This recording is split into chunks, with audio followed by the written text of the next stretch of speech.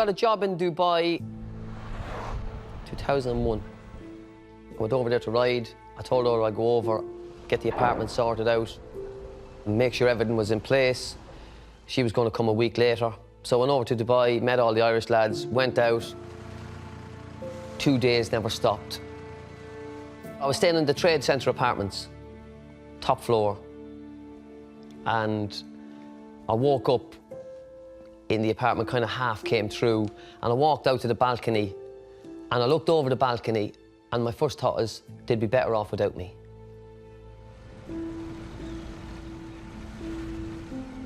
I knew what I was doing was wrong, but I couldn't stop it. I just fell to my knees and I said, please God, help me. And I woke up the next morning.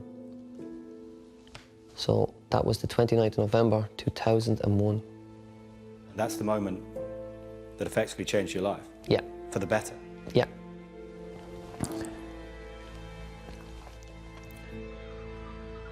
See people all the time committing suicide and you think, what are they thinking of? I experienced it. You're not thinking straight. Your mind is not thinking straight. You couldn't be thinking straight. I went into work the next day. I was working for a trainer called John Sadler. I'd only met him like the week before. I'd never met him before. And I went into him, I said, listen, I said, I have a problem with the drink. He goes, how can I help you? I said, well, I don't need to be living on the Trade Centre apartment on my own until my family come over. He says, you can stay with me in my house and my family. He brought me in. I was a couple of days groggy. Then Orla and the kids came over and everything was back down to normal. She knew what happened because John Sadler rang her because he said, what can we do? So when she came over, I was back again.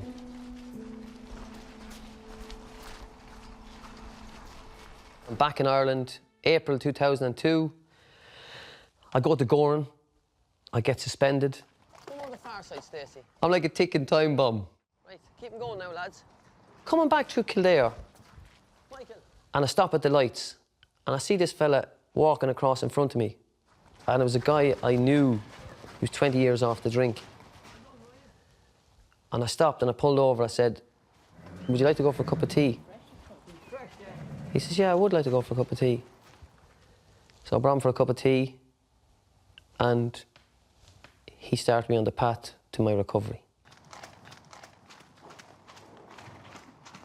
They're all a little bit worked up this morning, Nikita.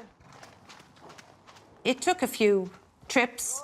There was a pattern, I suppose, where he would give it up for 3 or 4 months and it was either a let off steam or could not do it. But I remember when he finally went to one night and I went, oh, I think he's there. I think, metaphorically speaking, the penny has dropped. And he sees life is better. Like, I'm an alcoholic. And that was a hard word to say for me. I'm an alcoholic. I love being an alcoholic today because I got this new world, this new life. I am very proud of Johnny. His story is how he has an addiction and he is Johnny Murtagh the jockey, but, you know, if he kept going the way he was going, he wouldn't be where he is today. For the young people out there, you'll never reach your true potential drinking and drugging. You know, what you're looking for is not in the bottle. It's inside you. We would see it as it was a disease that got out of control, but Johnny got it back under control. Managed it and helped people after it and taught people how he managed it and helped people and still does. Well, he certainly helped me. I was in England and I knew I was in trouble and I went home and went to my mum and dad and they said we better give Johnny a ring. So I rang Johnny and he says, can I come over and see you? So he said, yeah, come on over. And I think he knew because as soon as he opened the front door, he said, I thought you'd never come. So that was the first day I got better. Somebody asked me that's going through something similar, I'm not guessing, I know what it's like, I know what I did, and I try and just advise them to do this is how I got through it, or this is what I did to get through it. Yeah. I wouldn't be sitting here today only for Johnny, that's for sure. It probably made him stronger long term, you know. So, and he would have soul searched a lot, and like obviously Orla and his family were big help to him, you know. But listen, Johnny wanted it, and that's the way he was. When he wanted something, he never left anything behind. I think he gave it all the whole time. I knew Johnny would come back at some stage. Yeah, throw him in a little bit. Johnny knew that in his own heart and soul that he could make it. And my gosh, that he pushed himself and as I said, become one of our greatest ever international jockeys.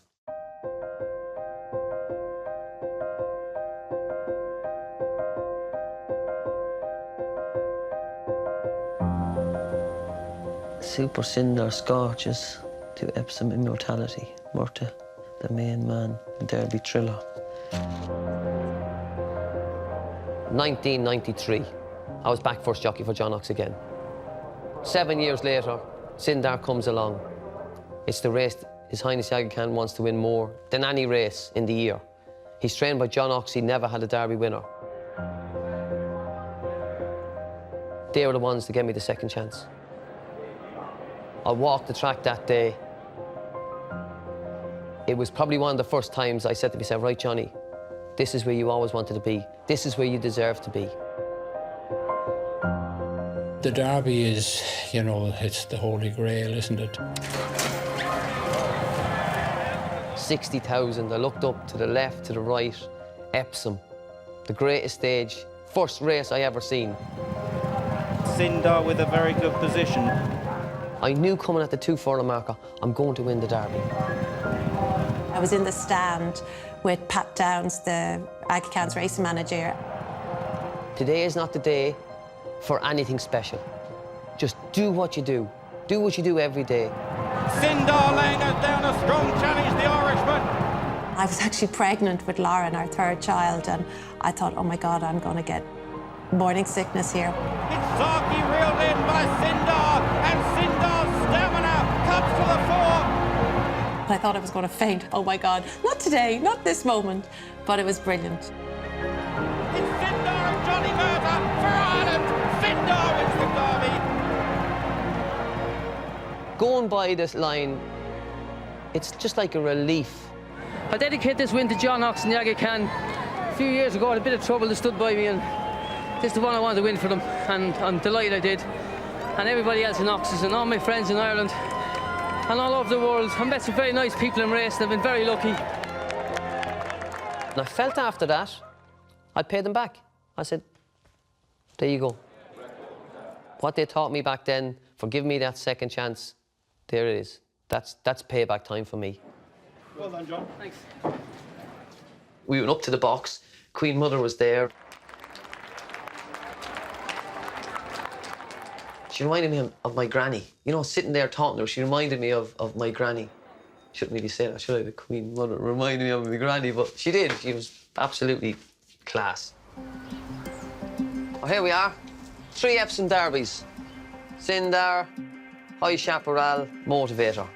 Pride of place. The Epsom Derby elevated me to where I wanted to be. And they're off. Is the winner with the jubilant Johnny Murtagh aboard. Another good ride from John Murtagh, who was an unknown about 5 years ago, but has he come a long way? John Murtagh, young Irishman, doing extremely well. A jubilant Johnny Murtagh riding in the colours of Sir Alex Ferguson.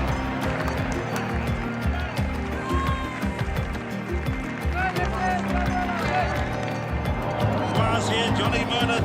What a famous victory. Soviet song wins it easily. High Chaparral by a couple of lengths from Hawk Wing, and High Chaparral goes on to win the Derby. And Motivator has the race in safekeeping. A third Derby for jockey Johnny Murtagh. There's Caroline when we won the Derby. That's my eldest daughter. That's when we won a Motivator. Your daughter's picking up the Epsom Derby trophy. That's pretty special. You win the Derby, you go to the next level. Front page news all over the world. So then when a good spare came along or a good horse came along, Johnny Murtagh's the man. And I got that name of being the big race rider. And this is me and Orla coming back after the Arc. Sindar won, we walked into the airport and there was people there to cheer us on, you know. I felt like Hush and Beck's walking through the airport there, you know. It was pretty cool to come back and people are there.